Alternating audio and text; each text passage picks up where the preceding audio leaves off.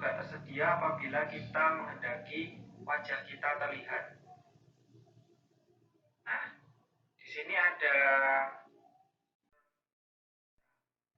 kemudian kita bisa mulai record ya.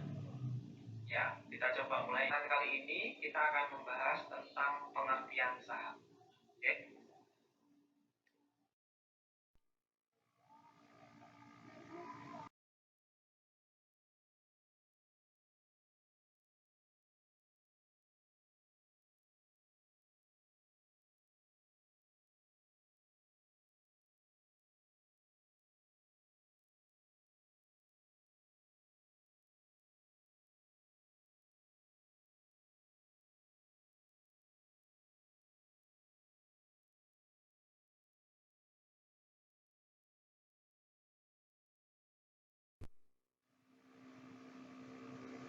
Baik, selanjutnya untuk pertemuan selanjutnya ya, untuk materi lanjutan daripada materi yang kemarin adalah security management of e-business ya. Bagaimana e-business ini bisa secara akurat dilindungi atau keamanannya bisa dijamin oleh jaringan internet yang kita pakai ya. Pengukuran daripada security measures di sini adalah pengukuran keamanan di sini adalah melalui kode ya. Melalui kode ini bisa password bentuknya ya, apabila ada kombinasi angka dan huruf atau huruf besar dan huruf kecil, terus ada spasi dan lain sebagainya. Ini bisa di konfigurasinya bisa diatur. Kemudian backup files ya, di mana file-file ini supaya aman, supaya terjamin ya, maka harus ada backupnya. Salah satunya bisa disimpan dalam drive, dalam flash disk, atau kita mempunyai backup lain, misalnya kita simpan data-data penting kita di satu drive tertentu ya, itu bisa. Kemudian ada security monitor ya, di sini keamanan dari jaringan dapat disediakan oleh spesialisasi paket sistem software ya, artinya ada satu jaminan ya, satu software yang bisa dipakai di mana dapat secara spesifik ya mengamankan data maupun file yang kita miliki, terutama file-file misalnya database konsumen, file produk, e-flyer dan lain sebagainya yang kita simpan, yang suatu saat dibutuhkan pada saat kita akan mengadakan suatu promosi misalnya ya. Kemudian ada biometric security, merupakan area pertumbuhan cepat dari keamanan komputer, computer failure control, yaitu di mana di sini dapat secara cepat ya bisa mengamankan segala sesuatu yang dapat mengancam keamanan data yang kita miliki, apakah itu melalui virus dan lain sebagainya ya. Fault tolerance system, sistem komputer yang dapat memproses secara berlebihan sekeliling dan software yang menyediakan kemampuan failover untuk backup komponen dalam peristiwa sistem failure ya. Kegagalan dalam suatu sistem ini dapat ditoleransi seberapa besar ya, dapat di backup seberapa banyak dia bisa membackup. Kemudian ada di sini disaster recovery, yaitu yang bisa mengamankan data-data atau recovery atau mengembalikan data-data yang sudah hilang. Enterprise Management of E-Business Technology ya, di sini merupakan kekuatan utama untuk partisipasi dan pemberi kesempatan untuk pergantian organisasi dan manajerial. Mengatur teknologi informasi bukan merupakan tugas yang mudah. Fungsi sistem informasi mempunyai masalah performance di berbagai organisasi. Manfaat dari teknologi informasi tidak dapat terjadi di beberapa kasus dokumentasi. Jadi di sini teknologi informasi ini lebih mengutamakan bagaimana suatu organisasi ini bersinergi antar sistem yang ada, sehingga performance ataupun tampilan daripada organisasi ataupun sumber daya dalam organisasi itu bisa secara maksimal, yaitu melalui enterprise management, yaitu berkesinambungan ya. Komponen pendekatan manajerial di sini adalah mengatur perkembangan implementasi, kemudian aplikasi e-bisnisnya juga direncanakan ya. Kemudian proses IT-nya pun harus sesuai dengan prosedur yang telah ditetapkan supaya apa? Supaya IT ataupun informasi teknologi ini dapat secara maksimal digunakan oleh para pebisnis ya, terutama oleh staf-staf yang bagian marketing misalnya untuk dalam proses pengembangan bisnis digital. Adapun manfaat e-bisnis di sini adalah mendukung efisiensi tentu saja dari mulai keuangan ya, MSDM, sekarang banyak fitur-fitur sumber daya manusia yang digantikan oleh mesin ya.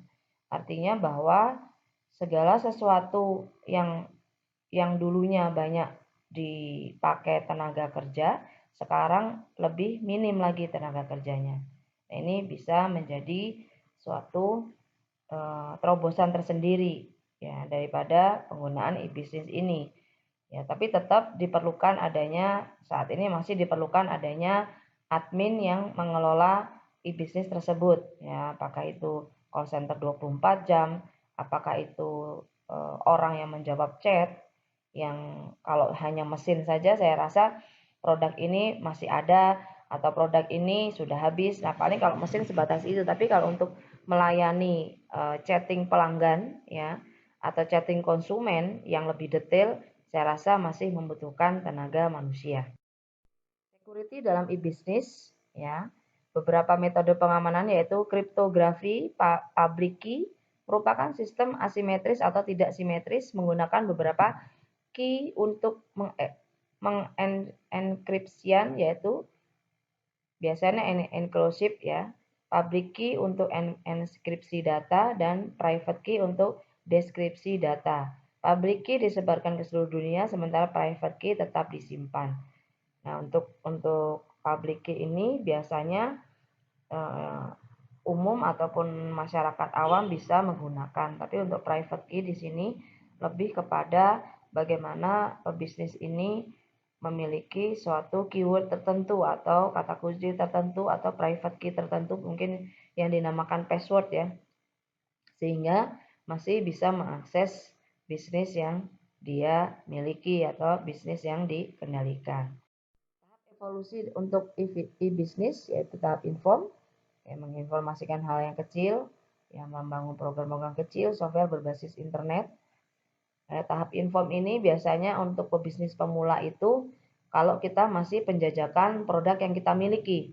Produknya ini kira-kira laku nggak ya untuk harga segini? Nah, ini biasanya durasi daripada pengenalan ini adalah tahap inform, yaitu bisa 1 minggu, 2 minggu, bahkan 1 bulan, 2 bulan. Ini tergantung bagaimana daya tarik, daya pikat yang kita pakai untuk memasarkan produk yang kita miliki, apakah itu melalui e-commerce maupun melalui media digital lainnya.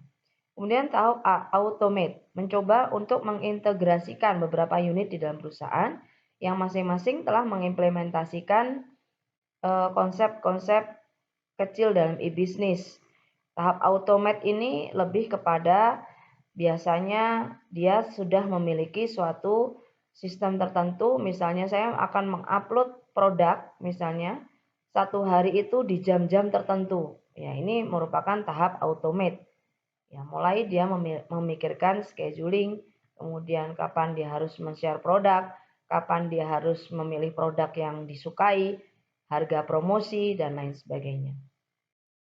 Tahap integrate di sini mengintegrasikan proses bisnis perusahaan dengan perusahaan atau entity lain yang ada di luar perusahaan. Nah, ini lebih kepada vendor ya, bagaimana kita mengelola dengan misalnya kita ikut Shopee, adalah pengelola Shopee, kita berhubungan baik ya, kita menjalin relasi yang cukup baik dengan konsumen, kita tidak pernah telat menjawab chatnya, misalnya melalui chat dengan pelanggan ya. Kemudian ada tahap reinvent ya, evolusi dapat secara efektif diimplementasikan jika ada perubahan paradigma mendasar dari manajemen perusahaan, terutama berkaitan dengan cara melihat bisnis yang ada. Nah, reinvent ini lebih kepada visi ke depan perusahaan itu akan dijalankan nanti pengembangannya seperti apa. Ya, kalau tadi sudah dijalankan melalui marketplace atau e-commerce misalnya, ya mungkin nanti melalui suatu aplikasi. Bisnis ini akan membangun suatu aplikasi yang bisa di-download melalui Play Store misalnya ya. Seperti Tani Hub atau kalau yang sekarang ya yang booming adalah Gojek ataupun Grab. Nah, itu bisa menjadi suatu aplikasi. Nah, ini pengembangan reinvent inilah yang nanti menjadi bahan pertimbangan selanjutnya dalam e-bisnis. E-bisnis dalam dunia maya ya tentu tidak bisa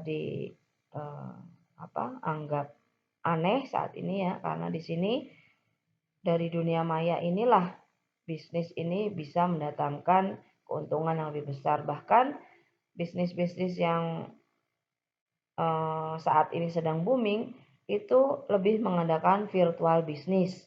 Ya, contohnya kalau yang lagi rame kemarin adalah para crazy rich itu memiliki jualan cryptocurrency dan lain sebagainya yang ternyata tradingnya adalah menipu para nasabahnya misalnya ya. Walaupun secara logika sebetulnya bisnis ini sudah lama dijalankan, hanya ini modusnya adanya modus kejahatan. Nah, ini yang tidak di perkenankan ya dalam dunia di bisnis. Prinsip untuk mengetahui dimensi ruang lingkup pengertian e-bisnis tetap ya. Biasanya 5W 1H, 4W 1H gitu ya. How-nya nggak ada di sini.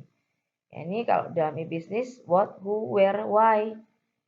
What itu apa yang dijual, kepada siapa dia akan dijual, kemudian di mana tempat dia menjual, terus kenapa alasannya dia menjual ini, kenapa kita menjual ini, mengapa alasannya. Ya tentu saja hal ini telah melalui berbagai pertimbangan survei pasar ya, kemudian mengikuti tren, ya kita dapat melihat tren bisnis dan lain sebagainya.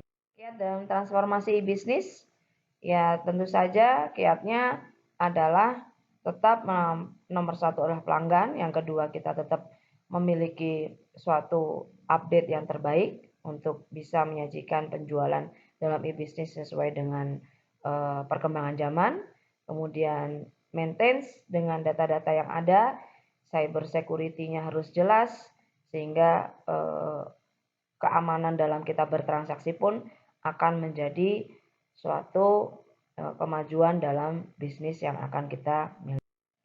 Kategori perusahaan dalam e-bisnis area ini adalah yang dasar.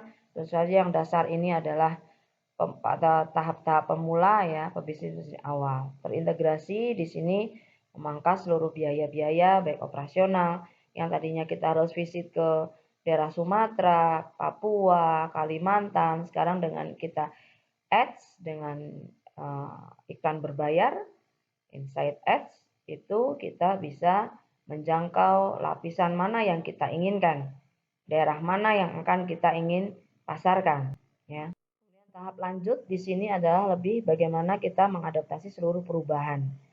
Ya, dengan perubahan yang ada kita jangan kaget, tapi kita harus segera mengantisipasi langkah apa yang sesuai yang bisa kita lakukan. 5 faktor dalam merencanakan e-bisnis, ya tentu saja adanya manajer senior yang bisa mengelola, kemudian tahu dari hulu ke hilir bisnis tersebut, kemudian menetapkan infrastruktur agar semua dapat bekerja dengan baik. Artinya kita bisa mempersiapkan modal, kemudian kita tahu sistem apa yang akan kita pakai, apakah kita langsung e-commerce, apakah kita hanya di media sosial saja, sisanya adalah offline, apakah kita memiliki display, store yang bisa dikunjungi para konsumen, atau pilihan kita hanya virtual aja. Ini juga merupakan salah satu panduan dalam kita mengelola suatu e-bisnis. Kemudian outsource. Outsource ini sangat penting. Ya, tentu saja outsource dalam e-bisnis tentu didukung dengan para ahli informasi di bidang teknologi. Misalnya anak-anak SMK bisa kita berdayakan ya, yang dengan tenaga kerja yang murah kita bisa mengelola e-bisnis dengan tahap awal karena masih bersifat trial and error. Kemudian ini beralih ke bisnis online. Nah, ini tentu saja menjadi pilihan yang saat ini banyak dipakai oleh para pebisnis awal.